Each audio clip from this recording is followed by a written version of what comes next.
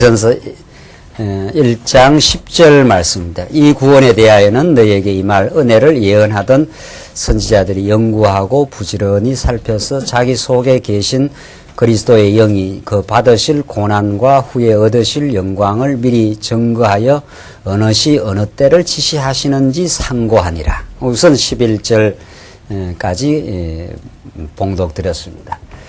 우리 지금 이제 여러분들 성경을 상고하실 때 옛날 이제 단편적 설교 듣는 시기 아닙니다. 이제 참 여건이 되면은 조금 여러분들이 더 이렇게 필기도 할 수 있는 이렇게 좋은 자리를 마련하면 좋겠는데 워낙 이 공간이 좁아서 아직은 안 됩니다만은 아예 이제 성경책과 성경 개론을 딱 갖다 놓고 여러분 스스로가 이제 생각하시면서 이렇게 이제 공부하시는 것이 맞습니다. 그냥 앞에서 전달하는 걸 그냥 수동적으로 듣는 게 아니고 여러분 스스로가 개론을 보시면서 이 말씀을 자꾸 이렇게 살펴보시고 이 구조를 확인하셔야 여러분 것이 되는 거죠. 지금 신약 성경 그리스도를 성취하는데 특히 이제 우리가 줄기를 미리 첫 시간 잡았으니까 오늘 이 베드로 전서는 이제 교회 투쟁으로 이제 예수가 그리스도임을 증거합니다. 잘 싸워가게 하도록 그리스도가 역사를 하신다는 겁니다. 잘 싸워가도록 그리스도의 영이신 성령께서 하신다는 거예요. 우리 옛사람은 싸운 게 아니라 400년 종살이에 포로 생활했지 않습니까? 우리 옛사람은 죄의 포로기 때문에 죄가 이끌어가는 대로 갈 수밖에 없었던 사람들입니다. 그러니까 싸울 무슨 기력도 없는 겁니다. 해방을 시키고 광야 길을 걸어가게 하면서 싸워가도록 하나님께서 하시지 않습니까? 그러니까 우리가 이 믿음의 질주를, 믿음의 다른 박질을 선한 싸움을 싸워간다 했을 때는 디모데 전후서는 이미 상당히 이제 무장이 된 상태입니다. 이 교회에 찾아오시고 우리 말씀 운동에 오셔서 상당히 이제 무장이 된 사람들은 이제 자기 양육 정도가 아니라 잘 싸워가는 이런 쪽으로 이제 생각을 하게 되죠. 그래서 투쟁하게 하시는데 특히 이제 베드로 전서는 거룩한 세속주의와의 투쟁인데 거룩한 생활을 인도하시는 그리스도를 통해서 우리가 적극적으로 거룩한 생활로 자꾸 인도되면은 자동적으로 세속주의가 물리쳐진다는 거예요. 거룩한 생활을 경험하지 않으면 거룩한 그 생활의 기쁨을 맛보지 못한 사람이 어떻게 세속주의를 이기겠냐 이 말입니다. 지금 이 베드로 전서는. 그러니까 거룩한 생활이라는 게 이 폼 잡는 게 아니고, 그렇죠? 옛날 거룩하다 하면 막 이렇게 목사가 막 성경 들고 막 이렇게 폼 잡는 게 있잖아요. 그런 거는 전혀 거룩하고 거리가 멀고 위선적 생활인 거죠. 뭐 속은 그렇지도 않은데 껍데기만 이렇게 하는 거예요. 거룩이라는 건 굉장히 즐거운 겁니다. 앞에서 나왔잖아요. 시험 중에서도 내가 그리스도의 마음으로 자꾸 이렇게 바뀌어가고 있고 오히려 시험 중에서 하나님의 보호를 느끼며 하나님의 위로를 느끼는 상태, 이런 게 거룩한 생활이란 말이죠. 그게 하늘로부터 내려온 가치 때문에 그렇습니다. 예수 그리스도 때문에 그런 거죠. 그건 세상에서는 모르는 거예요. 너는 굉장히 지금 힘든 지경인데 뭐가 그렇게 마음의 평강이 있냐? 그건 세상이 몰라. 이렇게 되는 거 아니에요. 그렇죠? 그래서 지금 베드로 전서가 있는데 거룩한 생활은 첫째, 우리 지난 시간 이 기초에 대해서 지금 마지막 부분을 공부하는데 기초가 있고 목표가 있고 실제가 있답니다. 이게 1장 1절로부터 12절까지고 12절까지 13절부터 1장 13절로부터 2장 12절 이렇게 성경이 아주 체계적으로 되어 있어요. 그래서 지금 우리 첫 시간 하나님을 찬송하고 시험 중에도 하나님을 깨닫고 하나님의 은혜의 섭리가 우리에게서 떠나가지 않는다. 오히려 믿음의 시련 중에서 불로 연단하여도 없어질 금보다 더 귀하게 하나님 것을 보신다. 그렇게 우리를 만들어 가신다. 그것 때문에 우리에게 기쁨이 있다는 거예요. 그러니까 이것이 집을 지어가는 기초 공사라는 거예요. 이게. 그러니까 이 기초가 없이 어떻게 집을 짓겠어요. 이게 목표입니다. 목표. 이게 이제 실제입니다. 실제. 목표는 예수 그리스도의 거룩한 목표를 향해서 구원의 총체적인 목표를 향해서 우리를 하나님께서 날마다 이렇게 세워가십니다.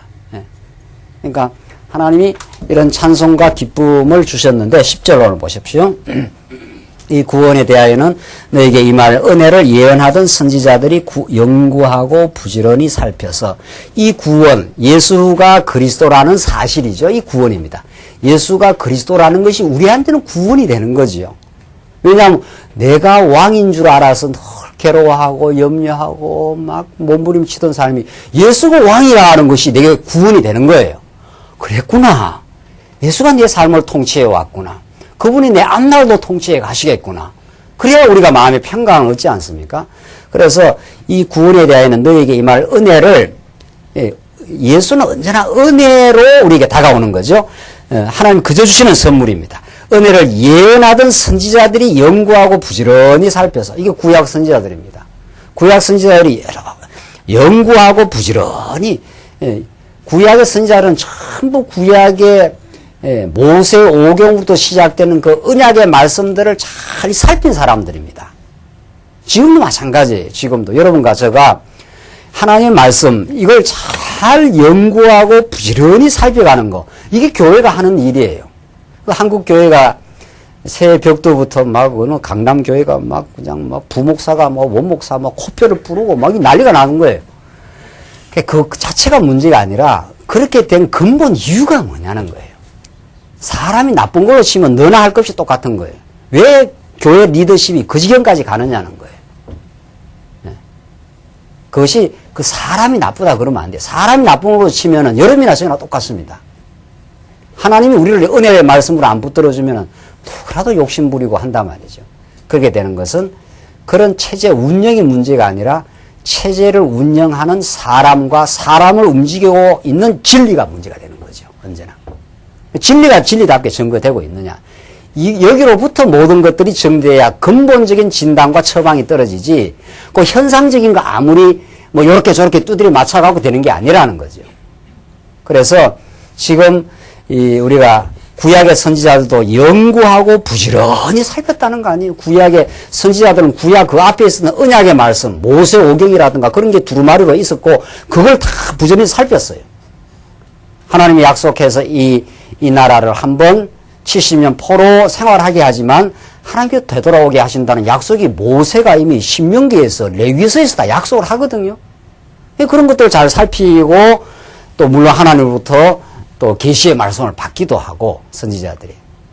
그래서 참 우리 말씀운동 교회가 우리에게 직접적으로 우리 광야의 교회가 성도님들이 부지런히 연구하고 살피는 거, 이건 교회에 와서 기본적으로 하는 겁니다. 이 토대 위에 부지런히 하나님의 말씀을 살피면 하나님 얼마나 위대하신가, 그분이 우리를 향한 뜻이 얼마나 깊고 정말 넓으신가, 이런 걸 알면 우리의 기쁨이 생기죠. 그러면 우리의 집이 지어져요. 우리 인생의 집이, 우리 교회가 이렇게 지어진단 말이죠. 하나님의 뜻을 깨닫지 못하면 어떻게 찬송이 나오고 기쁨이 나오겠어요. 찬송과 기쁨이 없는데 어떻게 이렇게 집이 지어지겠냐 이 말입니다. 절대로 안 됩니다. 그러니까 기초 없는 데다 집 지으려고 하는 것처럼 어리석은 게 있습니까? 그렇죠? 세상 기초를 안 해놓고 막 그냥 얼기설기로 집 지어놓으면 그냥 바람이 조금만 불어버리면 그냥 무너져 버리지 않습니까? 그래서 참 이렇게 선지자들이 연구하고 부지런히 살펴서 자기 속에 계신 그리스도의 영이 그 받으실 고난과 후에 얻으실 영광을 미리 전가하여 어느 시 어떠한 때를 지시하는지 상고하니라. 이 사람들이 잘 상고했다는 거예요. 구약 선지자들이. 예수님이 앞으로 고난 받으시고 영광을 얻으신다. 부활하고 성천하 영광을 얻으신다는 것이 구약에서부터 이미, 이게 이제 구약 언약 아닙니까? 우리는 구약을 메시아 언약. 구약에서 앞으로 그리스도가 온다는, 그리스도란 말이 왕이신 그분이 십자가에 죽으시고 부활하신다는 거 아닙니까? 구약의 언약이 이런 그리스도를 이미 예언을 해놨다는 거예요. 선지자들이 그걸 알았다는 거예요. 그래서 장차 메시아가 오고야 만다. 그날이 오면은 하나님의 영광이 이 땅 위에, 이 만물 위에 충만할 날이 온다. 그렇게 선지자들이 했는데 드디어 왔다는 거예요. 지금 베드로 사도가 지금 이 말을 이렇게 받아서 하는 거 아닙니까? 구약에 이런 수많은 선지자들이 그런 예수님에 대해서 언약을 혹은 다른 말로 하는 예언을 이렇게 많이 해왔는데 진짜 왔지 않는다. 이분이 오신다고 고난받고 영광 얻을 것이라고 선지자들이 다 연구를 해서 구약 성경을 연구하고 살펴가지고 앞으로 이분이 오시면 정말 그날이 메시아가 하나님이 살아계신다는 걸 선포하는 날이 온다. 진짜 왔다는 거예요. 이 구원의 소식이 왔다는 거예요, 지금. 그래서 12절, 이 섬긴 바가 자기를 위한 것이 아니요 너희를 위한 것임이 계시로 알게 되었나니. 이게 계시의 말씀이에요. 계시로 알게 되었나니 10개자 보내시자 아닙니까? 하나님 자기를 이렇게 열어서 보여준다는 거예요. 예수를 통해서 하나님이 아버지라는 걸 열어서 보여준다는 거예요. 그러니까 우리가 이 계시의 말씀을 깨닫고는 내가 깨달았다 이 소리를 못하는 거 아니에요. 하나님이 깨닫게 하셨습니다. 하나님이 이렇게 열어 보여주셨습니다. 성령을 보내서 우리가 말씀을 깨달을 수 있도록 이렇게 우리 눈을 열어주셨습니다. 시편의 기자처럼 하나님 우리의 눈을 열어서 이 진리의 말씀을 보게 하시옵소서. 이 눈이라고 똑같은 눈이 아닌 거 아니에요. 그렇죠? 여러분도 성경 읽고 지금 어떤 사람도 성경 읽어도 어떤 사람은 왜 성경이 안 보이느냐 말이지. 안 깨달아지느냐. 그게 성령 하나님의 역사예요. 그래서 이 너희를 위한 것임이 계시로 알게 되었나니. 그래서 기독교 진리를 계시 진리라 그러지 않습니까? 계시 진리라. 하나님이 위에서부터 내게 열어주신 거라는 게 우리에게. 이것은 하늘로부터 보내신 성령을 힘입어. 바로 그 뒤에 나오지 않습니까? 뭐 해석할 것도 없어요. 성경은 잘 읽어 나가면은 그 말을 다 하고 있다니까요. 우리가 성경을 잘 안 읽으니까 옛날에 잘 알니까 그렇지. 성경 읽어 나가면 그렇게 다 말을 하고 있다고요. 성도님들 이 줄기만 딱 잡고요. 지금 중요한 건 이 줄기예요. 이 줄기. 이게 성경 개론에서 이 줄기를 쫙 뽑아 나간 거 아닙니까? 이 줄기를 잡고 여러분이 성경 쭉쭉쭉쭉 읽어 나가면 이게 알아진다니까요. 특별히 해석할 것도 없어요. 특별히. 그게 얼마나 이게 정말 하나님이 잘 알 수 있도록 진리를 잘 깨달을 수 있도록 이게 하나님의 러브레터 아닙니까? 우리를 사랑한다는. 세상에 어떤 남자가 한 여인에게 편지를 쓸 때 막 알지 못하는 말을 비비고 와서 하겠습니까? 그럼 이 애인이 편지를 보면 뭔 소리로 이 말 썼나? 이렇게 하겠습니까? 잘 알아먹도록 하지 않겠습니까? 근데 이게 성경 알려면 무슨 철학을 해야 되고, 무슨 신학을 가서 공부를 해야 되고, 막 무슨 박사가 돼야 되고, 뭐 이렇게 성도들은, 나는 뭐 신학교도 안 가는데 뭐 성경 어떻게 알겠냐. 이게 지금 보편 정서입니다, 한국교회에. 그 말씀 운동 그걸 타파하자는 거예요. 제가 그냥 가르치는 은사가 있어서 이렇게 가르칠 뿐이지, 성도님들이 더 잘 깨달을 수 있어요. 나는 정말 그렇게 믿어요. 성도님들이 더 말씀을 제가 전하긴 하지만 여러분들이 더 잘 깨달을 수가 있다니까요. 성령이 역사하시는데 저보다도 삶의 경륜이 더 많을 수도 있고. 그런 오늘도 어제 우리 예결산에 하고 뭐 이야기 좀. 성도님들이 깨어나야 될 때입니다. 지금은 지도자도 깨어나야 되지만 뭐 말할 것도 없지만 성도님들이 이렇게 말씀을 차근차근 읽어나가시면 그렇구나 이렇게 하나님께서 나오잖아요. 이것은 하늘로부터 보내신 성령을 힘입어 이 말씀이 깨달아진다는 거예요. 이 진리가 깨달아진다는 거예요. 우리가 자랑할 게 없다는 거예요. 우리는 예수 자랑 외에는 자랑할 게 없다는 거예요. 진짜. 그리고 예수 자랑하는 것이 가장 행복하다는 거예요. 도무지. 그래서 교회는 예수 자랑하는 것이. 복음을 전하는 자들로, 성령을 힘입어 복음을 전하는 자들로. 그렇죠? 성령을 힘입어야 복음이 증거돼요. 성령을 힘입어야.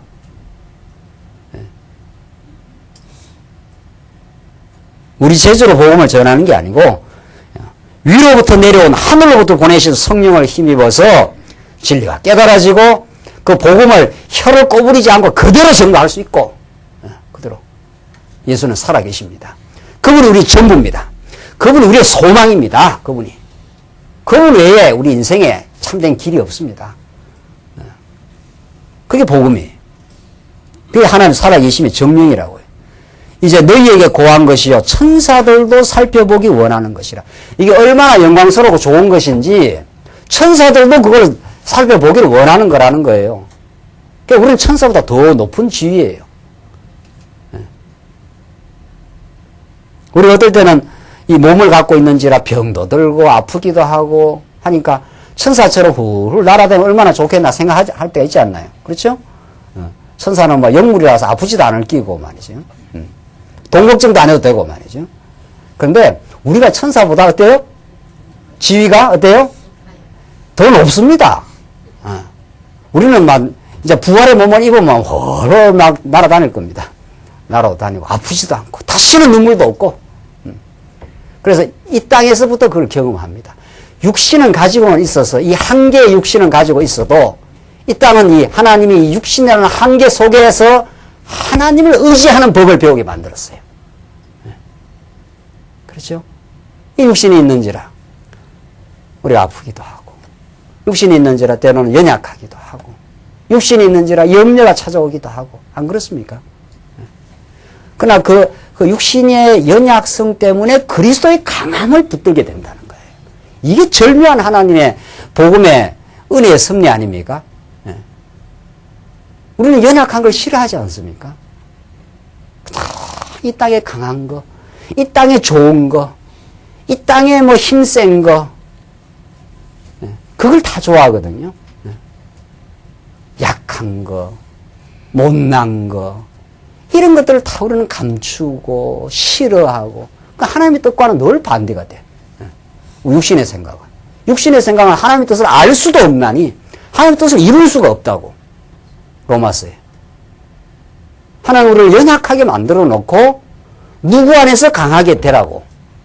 예수 안에서 강하게 되라고 하는 건데 우리는 우리가 강하게 되려고 막 우리가 우리를 통제하고 우리가 힘을 얻어갖고 나를 장악하고 내가 힘을 얻어갖고 다른 사람도 지배까지 하려고 하고 이러니까 그걸 포기시키는 작업입니다. 여러분과 저에게 믿음의 시련을 준다는 건 하나님 내 있는 모습 그대로 내 연약한 모습대로 살겠습니다. 그러나 나는 연약하지만 내 안에 계신 그리스도가 강하십니다. 나는 시련 가운데에서도 나와 동행하시는 하나님 때문에 내가 기쁨이 있습니다. 이게 신앙세계 아닙니까? 이 성경이 가르치는 오늘 말씀이 가르치는 정말 천사보다 우리가 더 높은 지위에 정말 천사라고 하는 영물보다도 그건 아프지도 않고 한 그런 영물보다도 우리의 연약성을 가지고 있기에 우리는 더 갈급하고 우리의 배고픔 때문에 진리에 대한 배고픔 때문에 오늘 이 자리에 나오지 않았습니까? 그러니까 여러분들 기도할 때 하나님이 우리의 진리의 배고픔을 주시옵소서. 이게 우리의 기도입니다. 의에 줄이고 목마르게 하시옵소서. 하나님 세상 것이만 하면 됐습니다. 이만큼 있고 먹고 했으면 됐습니다. 진짜 우리가. 13절 보시면은 13절부터 이제 문단이 바뀌는데 뭐 문단이 바뀐다는 표현보다도 계속 이어지는데 여기 언제나 성경은 이렇게 논리적으로 이어지는데 보십시오. 이런 기초 위에 13절에는 목표에 대해서 나와요. 그 목표가 뭐냐 하면은 목표가 두 가지인데 첫째는 거룩하게 되는 것이고 두 번째는 구원에 이르는 것입니다. 이 목표가 두 가지입니다. 성경 보십시오. 요 성경 요 줄기를 따라서 성경을 보셔야 돼요. 그러면 막 성경이 쫙쫙 읽어져 나가는 거예요.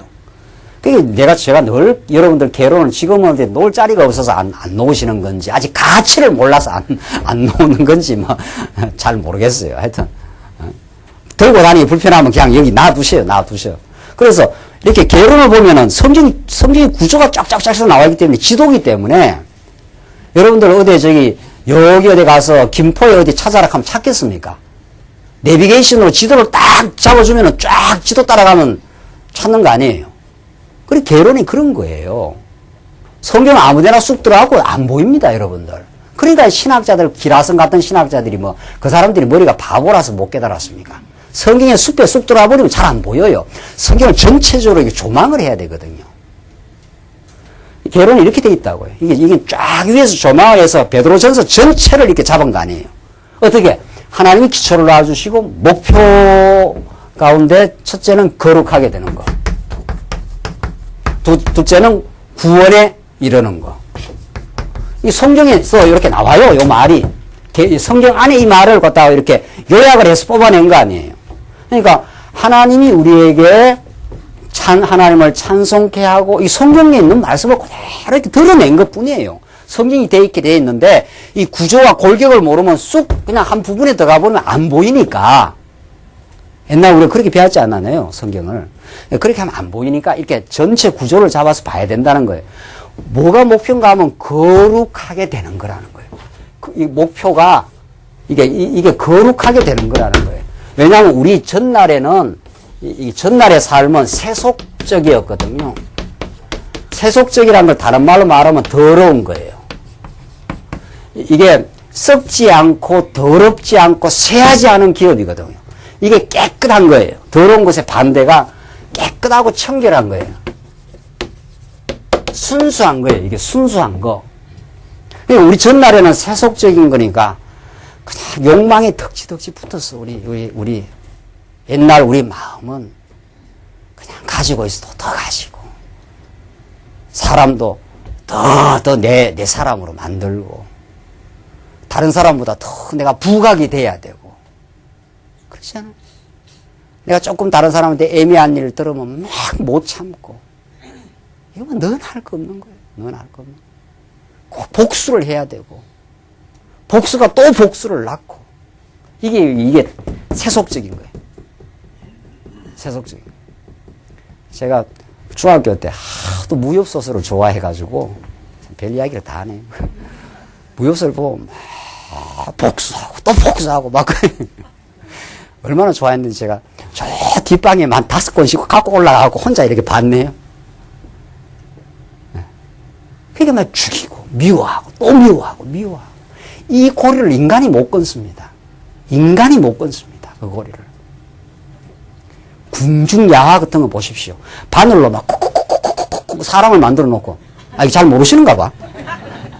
어떤 내가 미워하는 그 사람을 이렇게 사람을 만들어 놓고 바늘로 막 콕콕콕 쏘시면 그 사람이 진짜 병 들어요. 그렇게 저주를 하면 그 사람이 병이 든다고 진짜. 드라마를 잘 안 보시는가 봐요. 드라마를. 그런 거 보셔야 돼. 궁중야화 드라마 이런 거. 그 인간의 타락에 어쩔 수 없는 인간의 타락. 이걸 어떻게 인간의 몸을 스스로 구원하겠느냐 말이에요. 안 됩니다. 안 되니까 예수가 오신 거예요. 그래서 되는 거예요. 우리는 이제 되는 거예요.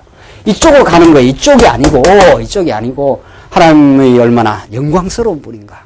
우리를 사랑하시고 우리를 붙들어 주시는 분인가. 우리를 시련 가운데 보호해서 우리에게 진정한 마음의 기쁨을 주시는 분인가.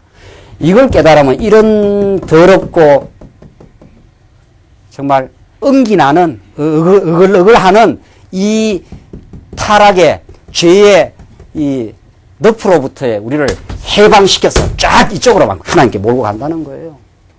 네. 이 복음을 이제 알기 시작하면 이 찬송과 기쁨이 있는 사람은 그럴 수 있었다. 나도 이렇게 인간이 부족한데 저 사람은 얼마나 힘들어서 그랬을까. 이렇게 그만 내 마음을 툭 이렇게 털어버릴 수 있다는 거예요.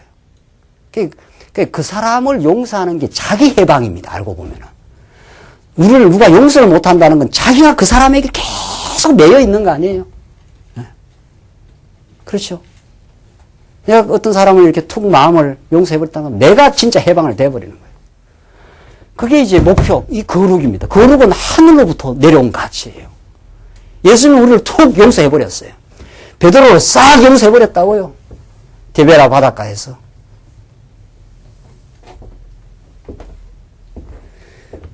베드로가 한 행위로 봐서는 예수님이 어떻게 해야 되겠어요? 네. 몽둥이로 막 들고 패든지 무슨 지키지는 못하더라도 술을 내야 될 거 아니에요. 네가 죄악의 몸을 입고 네가 얼마나 목숨이 두려웠겠니. 이제 내가 베풀어주는 성령으로 너는 승리의 길을, 두려움 없는 길을 갈 수가 있다. 이게 예수님께서 베드로를 용서하시고 베드로를 새 인생 만드신 예수님의 은혜입니다.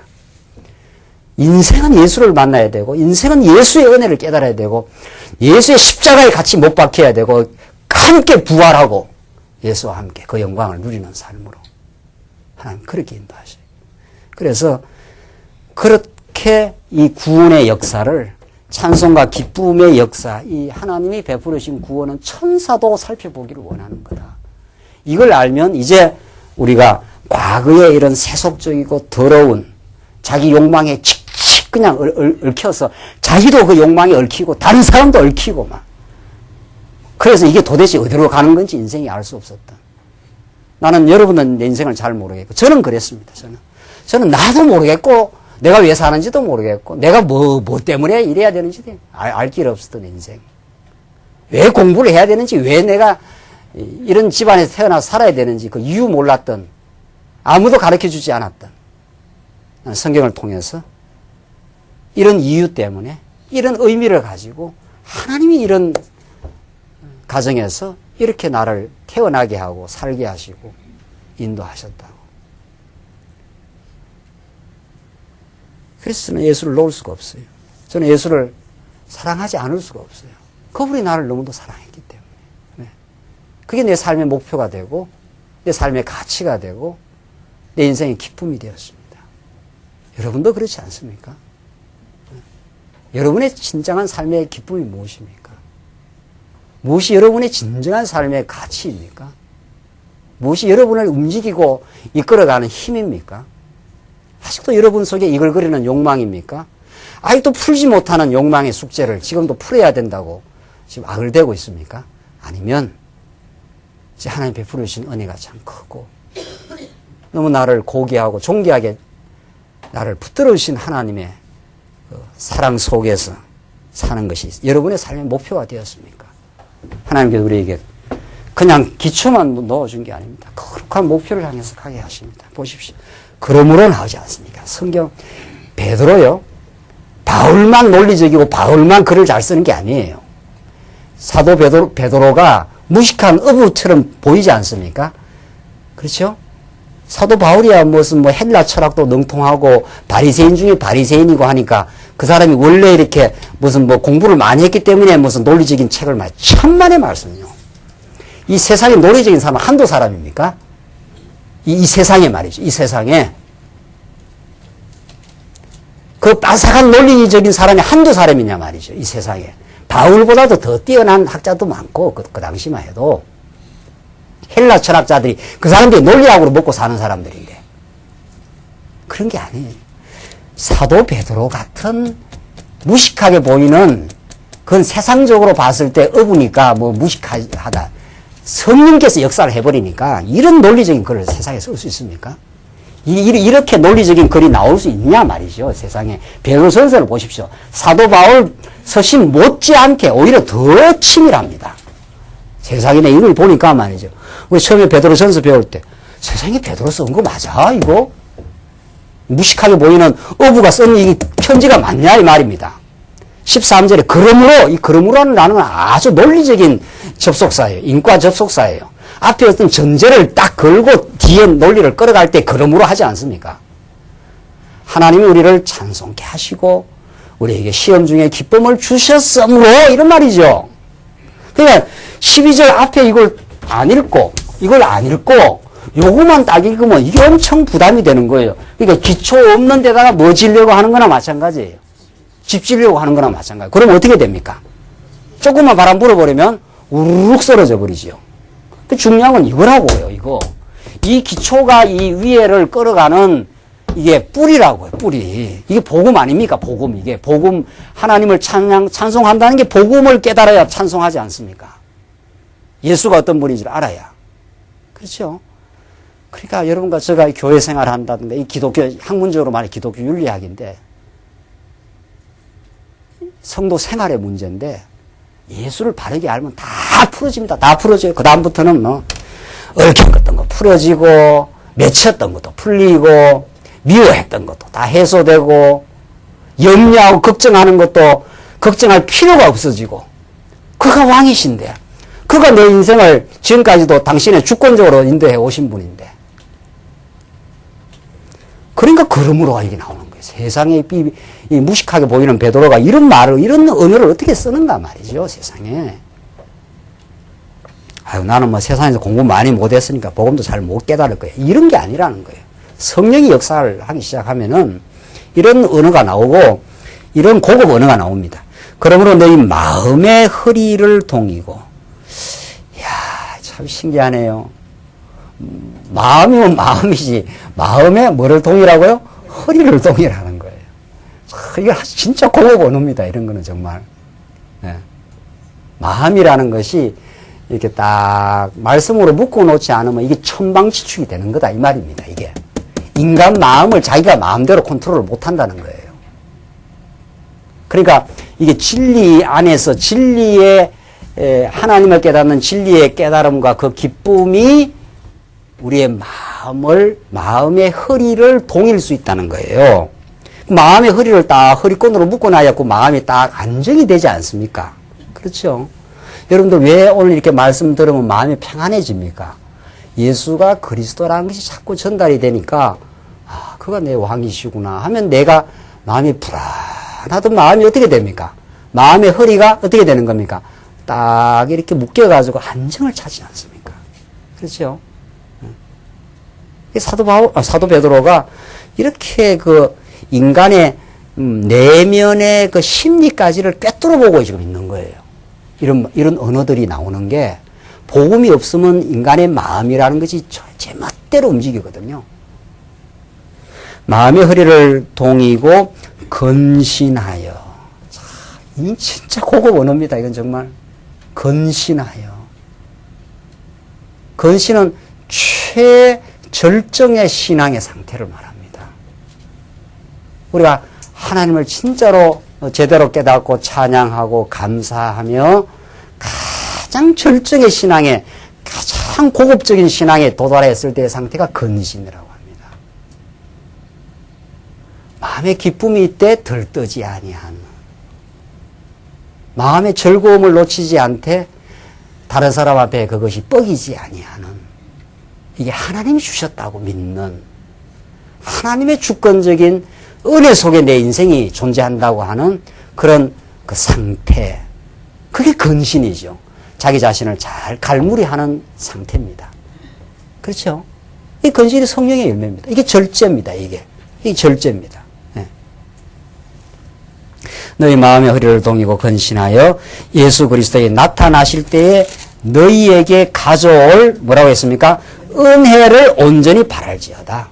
하나님은 늘 은혜를 베푸시는데 우리 마음의 허리가 동이지 아니갖고 막 천방지축으로 돌아다닌다는 거예요. 그냥 욕망 따라서 이리저리 막 부산하다는 거예요. 그럼 그만 하나님의 은혜와 언제나 동행하시며 언제나 함께 있는데도 내가 그것을 눈치를 못 채고 깨닫지를 못하는 것뿐이에요. 이 베드로가 인간의 이 심리 상태를 이렇게 예민하게 이 고급 언어를 가지고 이렇게 설명할 수가 있습니까?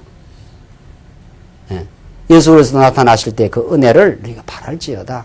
네 마음의 허리를 잘 동이고, 이 말씀으로 동요. 말씀에 의해서 우리가 잘 근신하고, 여러분 오늘 이렇게 말씀 들을 때도 마찬가지. 이게 성령이 하시는 일이에요. 그냥 뭐 말씀 한번 듣고 가지 뭐. 이러면 정말 말씀이 양식이 안 되는 겁니다. 그 태도상. 의에 줄이고 목마른 마음으로. 정말 근신하는 마음으로. 내가 이 말씀 듣고 정말 변화되기를 원합니다. 내가 내 옛사람을 내가 처복종시킬 수가 없어서 내가 내 삶에 아직도 아픔과 어려움이 있습니다. 이런 진지한 근신하는 마음으로 여러분들이 이 자리에 나오시면은 그게 성령이 하시는 일이에요. 말씀이 정말 잘 들리죠. 정말 잘 들려요. 오늘 본문 말씀이 그런 겁니다. 14절 보시면은 14절로 17절 사욕을 본받지 말고 거룩한 자가 되자고 권면합니다. 여기 이제 거룩하게 되는 그 말씀을 이제 나오는데 14절. 너희가 순종하는 자식처럼 이전 알지 못할 때에 쫓던 너희 뭐라고 했습니까? 사욕을 본받지 말고. 우리가 이런 상태죠. 이게 이제 예수 믿고 전진하는 방향이고 예수를 믿지 않았을 때 세속적인 이게 더러운 사욕이거든. 내 개인적인 욕망에 사로잡힌 상태. 그러니까 욕망에 사로잡힌 영혼의 마음에 행복을 누릴 수가 없는 거죠. 늘 부족하다고 느껴버리니까. 더 잘해야 되고 한없이 그러니까. 그 욕망 때문에 언제나 마음에 불행감이 있는 거예요.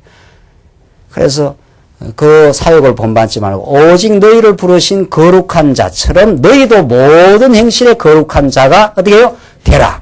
여기 이제 명령문이 나와요. 이게 목표니까 여기 이제 거룩한 자가 되라 했으니까 이 앞에 내용을 싹 잊어버리고 또 이쪽을 안 가르치고 요것만 딱 가르치면은 이게 엄청 부담이 되는 거죠. 부담이 아니라 나중에는 이 부담에 짓눌려 버려요. 우리가 과거의 세속적인 더러운 욕망의 사육에 붙들려 있는 사람이 무슨 수로 우리 힘으로, 우리 지혜로 이 거룩한 사람이 됩니까? 그래서 거룩한 사람이 되라. 그렇게 그쪽을 향해서 가라. 이런 말은 우리 옛사람이 가라는 게 아니라 성령께서 우리를 거듭나게 했다는 거 아닙니까? 앞에서. 그렇죠? 거듭나게 하여서 날마다 말씀을 깨닫게 하시고, 우리 하여금 더 은혜에 감동하게 하시고, 하나님을 의지하는 마음을 주어서 정말 이 거룩한 그 가치가 얼마나 내한테 유익한가. 정말 거룩한 가치를 깨달아 살아가는 것이 얼마나 심령의 평강과 기쁨인가를 그걸 자꾸 이 찬송과 기쁨 속에서 얻게 되면은 가지 마라 해도 갑니다. 그렇죠? 너희는 여호와의 선하심을 어떻게 해요? 맛보아서 알지어다. 여러분들 제일 좋은 비유가 연애하는 거 아닙니까? 연애하는 사람이 내 마음에 들면 그 사람이 어디서 오라 하면 그게 힘듭니까? 즐겁습니까? 오라 하면 즐겁습니까? 힘듭니까? 즐거운 거죠. 멀리서 오라 할수록 더 즐거운 거 아닙니까? 그러니까 여기서 가라 하는 이것이 부담이 아니고 가도록 하나님께서 이 기초를, 이 뿌리를, 복음의 능력을 우리에게 기쁨을 주셨다는 겁니다. 너희가 예수를 보지 못하였으나 너희가 사랑하는도다. 너희가 보지 못했으나 사랑하기 때문에 그 사랑하는 분이 나와 함께 같이 갈래. 그걸 누가 마다하겠어요. 날 사랑하고 날 용서해주고 나를 이해해주고. 여러분이 어떤 사람이 좋습니까? 여러분의 처지와 어려움을 이해해주는 사람, 뭐 잘못이 있었는데 용서해주는 사람, 그럼 그 사람한테 가고 싶지 않습니까? 그래 가고 싶어서 신앙생활 하고 싶어 하는 거라니까요. 교회 안식이나 교회 나와야 됩니다. 11조를 꼭 해야 됩니다. 뭐 이거 해야 됩니다. 이 복음은 안 가르쳐주고 복음의 기초는 안 가르치고 자꾸 목표만 가르쳐주면 그게 얼마나 힘들어요. 힘든 게 아니라 못해요. 그러면 나중에 위선자가 되는 거예요. 위선자가. 자기 기쁨이 없는데 억지로 하려니까 위선할 수밖에 더 있나요. 내가 목사니까 이래 해야지. 장로니까 이래 해야지. 그게 얼마나 그게 힘든 거예요. 그거 아니에요. 그래서 우리 말씀 운동에서는 성경을 부분으로 떼는 게 아니고 그러므로 그랬지 않습니까? 우리에게 이런 충만한 기쁨과 하나님을 찬송하는 기쁨을 복음에 의해서 주셨으므로 가라 이 말이죠. 꼭 가는 거죠. 기쁨이 있는데 안 가겠어요? 이 기쁨을 얻은 사람이 이 더러운 쪽으로 가겠느냐 이 말입니다. 안 가요. 가라 해도. 이게 싫다니까요. 이제는 가치 기준이 달라졌어요. 전에는 이게 가치 있었는데 이제는 이게 가치가 있다니까요. 그렇죠? 그래서 진리는 여러분이 스스로 맛보아서 스스로가 증명을 해가는 겁니다. 이미 이렇게 성경 개론에서 이론적으로는 다 증명을 했고요. 이론적으로는. 이제 여러분이 실제 몸에서 실제 생활에서 진짜 예수 믿는 일이 좋구나. 정말 이게 기쁨이구나. 이걸 여러분이 이제 맛보시고 그 맛을 본 사람, 그걸 누려본 사람은 그냥 못 있습니다. 그걸 맛보고 여러분도 음식점 좋은 데 가도 맛있으면 뭐라 그럽니까? 네? 여러분 친구한테 음식점 맛있는 데 있으면 뭐라 그러냐고요.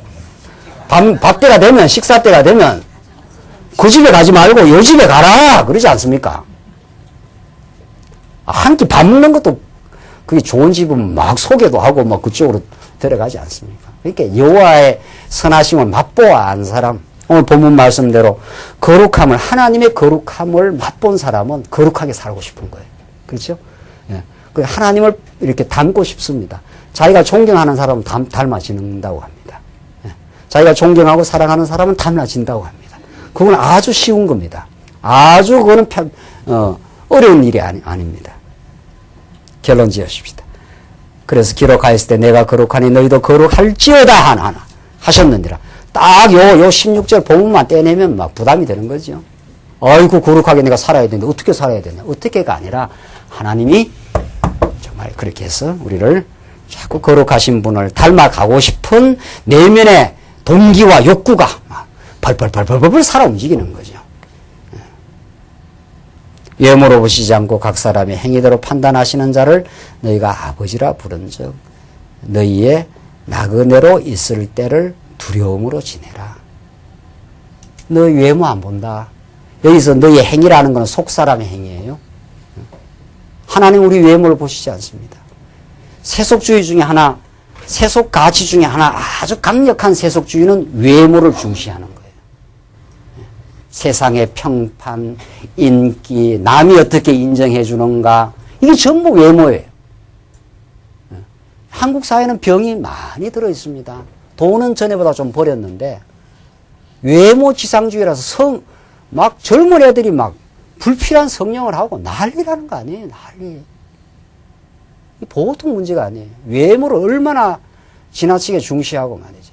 그만큼 이게 하나님을 잃어버린 어두운 세상, 하나님을 잃어버리게 되면은 사람이 필요한 만큼만 해야죠. 필요한 만큼만. 그렇지 않아요? 필요한 만큼만 정말 꼭 필요한 그게 있죠.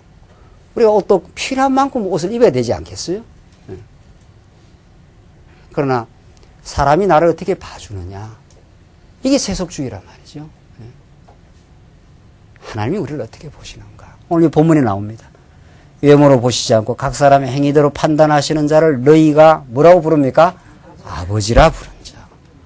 아버지라는 건 제일 친근한 사이 아닙니까? 하나님 우리 외모를 보시지 않고 우리의 그대로를 받아주신 분이고 우리의 모든 허물을 다 용서해 주신 분이고 그렇죠?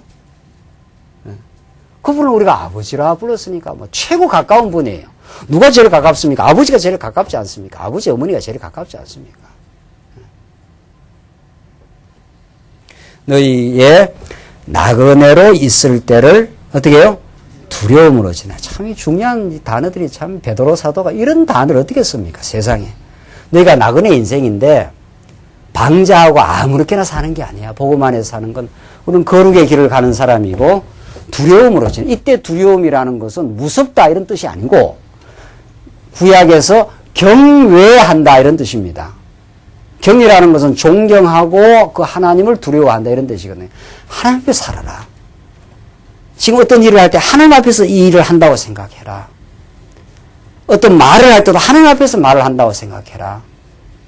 내 기분과 내 욕망의 판단대로 함부로 말하거나 함부로 행동하지 마. 하나님이 너희를 사랑하고 지금 인도에 가셔. 그런 하나님 앞에서의 인생 되게 하신다. 그것이 거룩한 삶이라는 겁니다. 사랑하는 성도님들, 오늘 이렇게 말씀 들으셨지 않습니까? 이 말씀을 많이 이렇게 여러분의 삶 속에서 묵상하시고 돌아가시면서 전철 타고 가시면서도 정말 우리를 나그네로 있을 때 두려움으로 지내라. 우리를 얼마나 극진하게 사랑하신 하나님.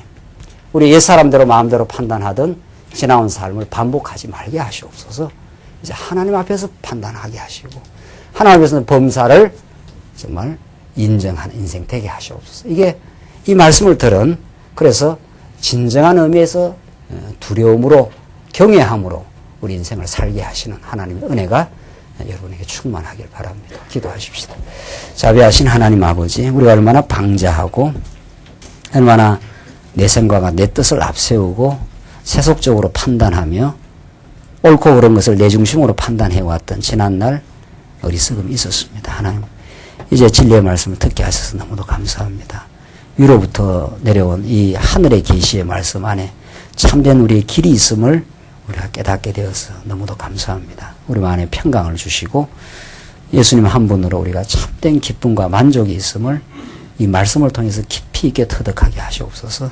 그래서 이 말씀이 참으로 우리 삶을 가이드하고 우리의 구체적인 내밀한 우리의 마음을 인도해 가는 참 복음의 말씀 되게 하셔서 우리가 승리 생활하게 하시옵소서. 예수님 이름으로 기도합니다.